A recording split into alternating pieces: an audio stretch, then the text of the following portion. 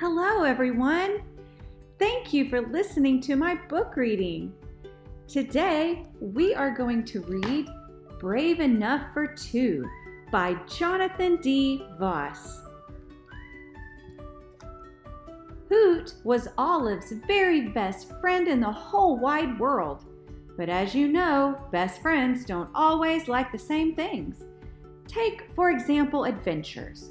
Olive preferred the kind found in books.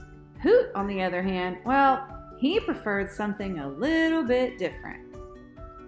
One day Hoot said, "I've made something special for you, but it could be a small bit scary and a slightly bigger bit adventurous." "You know I don't like adventures," said Olive. "I'm not brave like you." "Don't worry," said Hoot. "I'll be brave enough for both of us." "It's very nice," said Olive. "Does it go high?"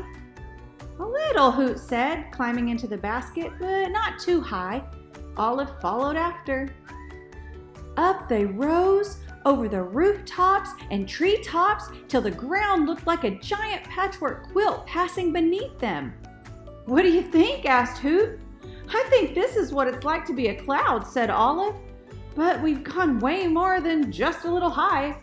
Just then, a drop of water landed on her nose. The clouds darkened and thunder cracked with a flash of light.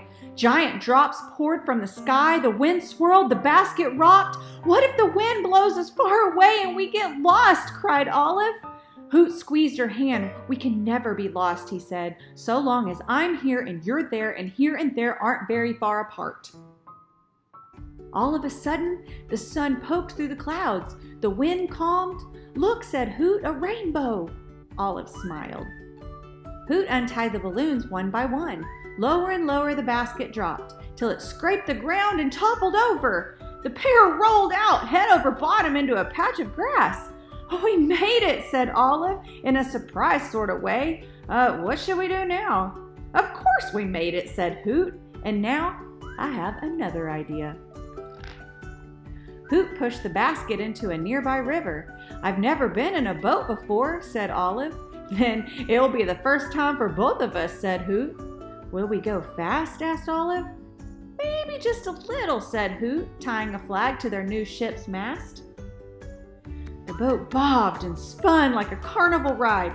"Well, what do you think?" asked Hoot. I think we're going faster than just a little bit," said Olive. Down the river they sped till it became a bubbling cauldron of rocks and waves. "We're going way too fast," cried Olive. Hoot paddled with all of his might. "Don't be afraid," he said. "I'll keep you safe." But on the shore, Hoot stood silent. "What's the matter?" asked Olive. Hoot picked up a piece of his stuffing. I'm not feeling all that well." Olive paused, but only for a moment, and then she said, "Don't worry, Hoot. I'll lead the way home. I'll be brave enough for both of us." Hoot followed her every step. "It'll be dark soon," he said. "If it gets dark, we might get lost." "Hoot," said Olive in a kind way, "so long as I'm here and you're there, and here and there aren't very far apart, we can never be lost." Just as the sun began to set, a familiar sight appeared. "Home," said Olive and Hoot together. That night, Hoot got a patch. "For bravery," said Olive, "and tomorrow, how about I choose the adventure?" Hoot smiled. "I was afraid today," he said, "when my stuffing came out, but you were brave and you kept me safe." "Don't ever be afraid," Olive whispered. "I'll always keep you safe." And she did. What a great story that was. I think I really like these Hoot and Olive stories. Don't you? See you next time.